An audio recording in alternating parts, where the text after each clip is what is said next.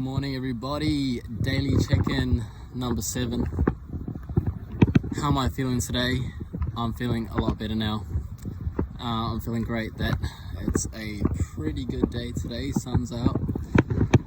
This morning though, I had a lot of resistance. Had some negative thoughts, had less clarity, and that links into number 2. How am I going on my journey of being the best version of myself? I realized something late last night and early this morning, that I'm getting tested. I'm just getting tested. I had an unexpected bill that turned up yesterday,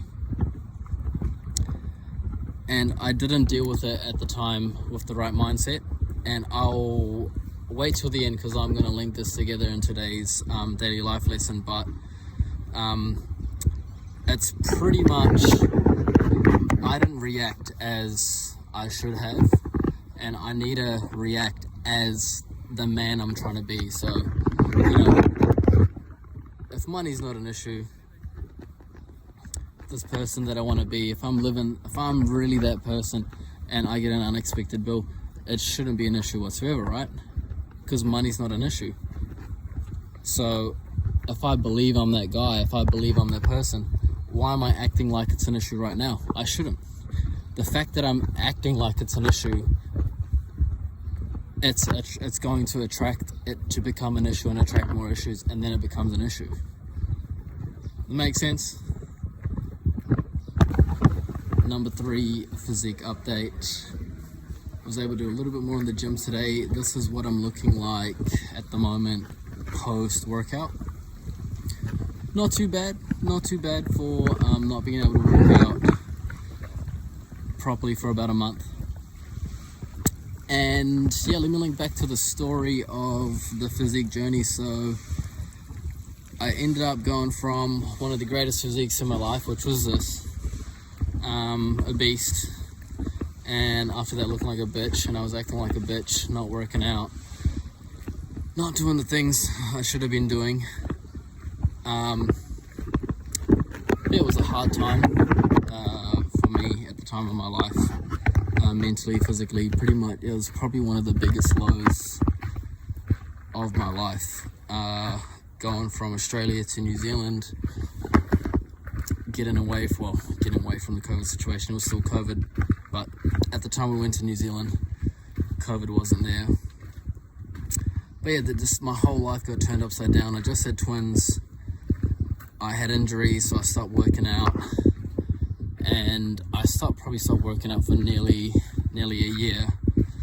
And yeah, went from a beast to a bitch, and my mindset started becoming like a bitch. Didn't want to work out. My mental toughness, it's like a muscle. It just started drifting away. I was staying with my mum when we first arrived in New Zealand, and my mum doesn't have the best mental health. And my wife was going through postpartum depression, and I was being a bitch. And I wasn't doing the things I was supposed to do to not be a bitch. I needed to work out. If you're feeling down and depressed, the reason why you're feeling down and depressed and you don't feel like working out is because you're not working out. When you start working out, you'll feel better, and then you'll feel like working out. And I wasn't doing that. And it got to the point, it got so bad that I ended up getting pretty intense suicidal thoughts.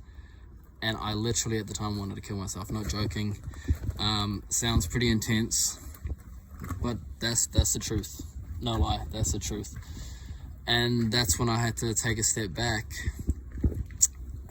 And I didn't really feel like it was me. It's like I was like programmed to go down this dark path, and everything was influencing me, and I felt powerless, and things were shit. I was getting suicidal thoughts. I was even thinking about the knife I was gonna use to slit my throat, which just sounds fucked up, but yeah, that's the mindset I was in at the time. And that's when I was like, no, take a step back. I was like, you gotta fucking make a change. And that's when I started working out again. So made a change, got our own place and got some equipment, and then this is when the massive lockdown started in New Zealand. Well, it was a lockdown for a long time. And so I got some equipment, and then I just started working out at home, and my body was so weak, I could hardly do anything, but I just did a little bit every day. It was mostly body weight stuff like kettlebell work, but yeah, I ended up getting in pretty good shape. I was doing intermittent fasting, you know, I was eating as much as I could in like 1 or 2 meals a day. And yeah, this is what it ended up looking like. I also did, in that period, I did a 75-hour fast. And yeah, this is when I also, you know, did the carnivore diet, which, well, kind of carnivore, I did meat, fruit, honey for an extended period of time and got in pretty good shape. And yeah, that's the next step on the journey. Number 4, a little bit of a life story about myself. Well, I feel like I've already shared that in, you know, that I went through suicidal thoughts and had to drag myself out, so I'll leave it at that one for today. But I wanted to connect that to the life lesson, which is shout out to Steve Paps. So what I've been realizing is, I think I'll probably mention this in one of the previous check-ins, which was your thoughts become your reality. So what's happening to you in the world is just a reflection of your internal world. So everything that happens in your mind attracts what's going to happen to you in the physical world. And another thing I realized, so I had all these negative programming that I started noticing, and I was talking to Steve the other day about it, and we started honing in on the financial part of things, and I started really noticing that I have a negative relationship in terms of thoughts with money. And you know, I got that bill, and you know, the fear came in of, oh fuck, another bill, how am I going to provide for my family, how am I going to pay this, how am I going to pay that?